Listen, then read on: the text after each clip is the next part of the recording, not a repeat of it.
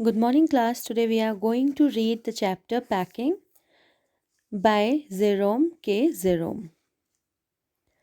The chapter Packing is taken from the novel Three Men in a Boat, written by Jerome. The story is about the art of packing. The chapter is about a humorous incident which happened when the narrator and his other two friends were packing for a boat trip.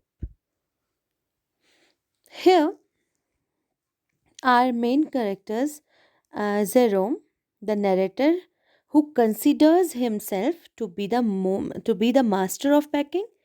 Another one is Harris, a friend of the narrator, who irritates him by raising his legs on the table when the narrator was packing the bag.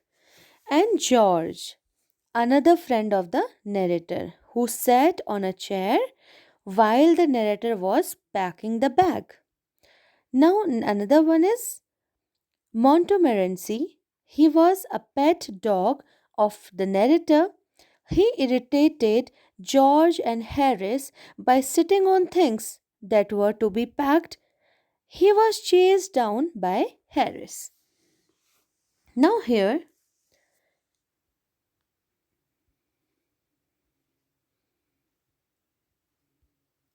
in first paragraph, it is mentioned, I said I would pack. I rather pride myself on my packing. Packing is one of those many things that I feel I know more about than any other person living. It surprises me, myself, sometimes how many such things there are. I impressed the fact upon George and Harris and told them that they had better leave the whole matter entirely to me. They fell into the suggestion with a readiness that had something uncanny about it. George spread himself over the easy chair, and Harris cocked his legs on the table. Here, pride myself on. That means am proud of, and fell into means here in according to this situation it means accepted. Uncanny. Uncanny means strange or weird. And one word is used here in the last line. Cocked his legs. Cocked his legs means bent the legs on the knee as he sat. Now here Jerome thought that his ability to pack luggage was better than others. He asked his friends, George and Harris. They were his friends. So he asked his friends to leave the task because he consider himself a very good in doing packing. So he said them to leave the task of packing. So leave the task of packing on whom? On Jerome. The two friends agreed to his offer instantly, which was strange. Like for the first time, Jerome said that I will do packing. So here, both the friends, George and Harris, they were agreed on that. The two friends agreed to his offer instantly, and this behavior was strange for Jerome. George sat comfortably on the easy chair, and Harris bent his knees as he sat on the sofa and kept his feet on the table. In second paragraph, this was hardly what I intended, what I had meant, of course, was that I should boss the job and that Harris and George should potter about under my directions. I pushing them aside every now and then with, oh, you, here let me do it. There you are, simple enough. really teaching them, as you might say, their taking in the way they did irritated me. There is nothing does irritate me more than seeing other people sitting about doing nothing when I'm working. Here, intended means planned or meant. Potter about means do something unimportant things.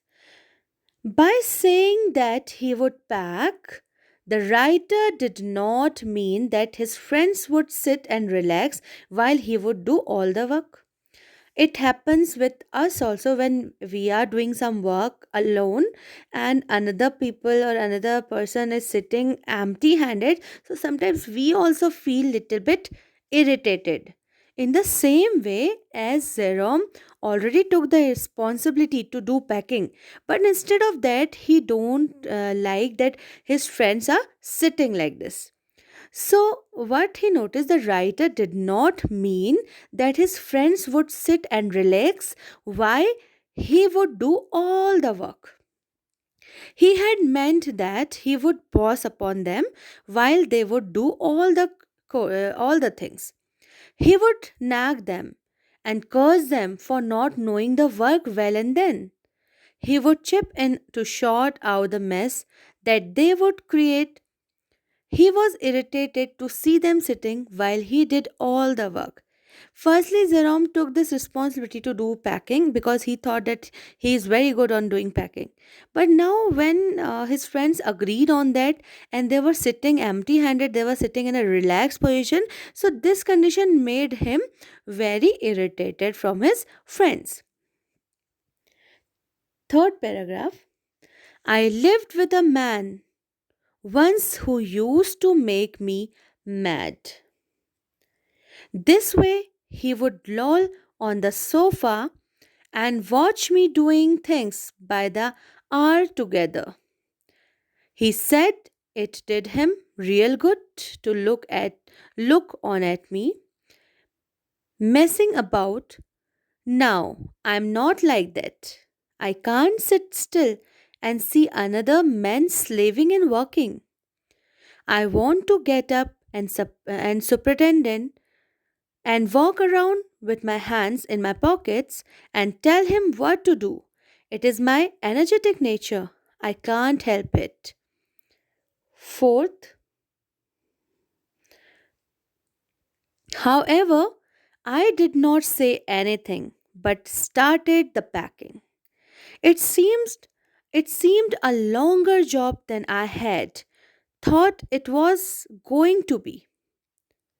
But I got the bag finished at last, and I sat on it and strapped it. Ain't you going to put the boots in? Said Harris. And I looked around and found I had forgotten them. That's just like Harris. He couldn't have said a word until I would got the bag shut and strapped, of course. And George laughed. One of those irritating, senseless laughs of his they do make me so wild. Here in third stanza, some words are used like loll on the sofa. That means the recline or lean in a relaxed manner. Messing means to waste time doing something without a particular purpose. Sit still, it means sit without doing anything. And strapped it means closed it. In fourth sentence, the word is used strapped it. It means closed it. Wild means made with anger. So here he recollects that once he lived with a man who would sit lazily on the sofa all day, true, and would watch the writer do all the work. The man would say that he enjoyed watching him go around doing all the work. So he was recollecting his memory about the person with whom he already lived. So he was saying about the person that man was very lazy, who lazy and what he do, who would sit lazily on the sofa all day through and would watch the writer to do all the work. Now this would make the writer mad with anger. The writer adds that he could not sit idle and watch others work like slaves. Like it is not his nature that others are doing work and he cannot sit empty handed, he cannot sit in a relaxed way while other people are doing work like a slave.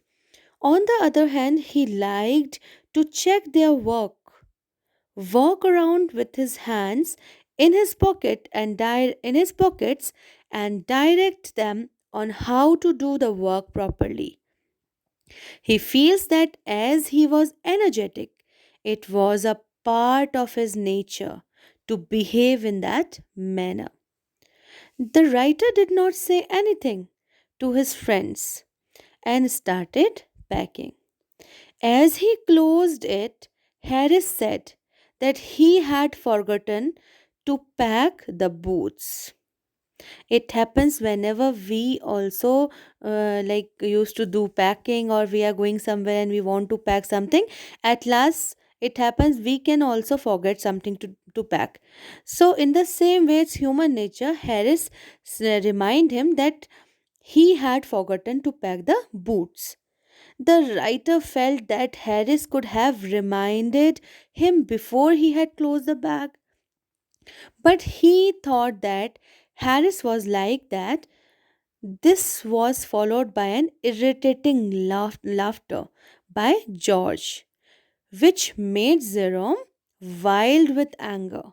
Like you can say, like if he hardly he strapped the bag and anyhow he just closed it, and then Harris was reminding him that you forgotten the boot outside, and then when he realized that really he forgot it, so that time George was laughing, and this incident made him feel very angry. That you can say wild with anger. Now here, fifth paragraph.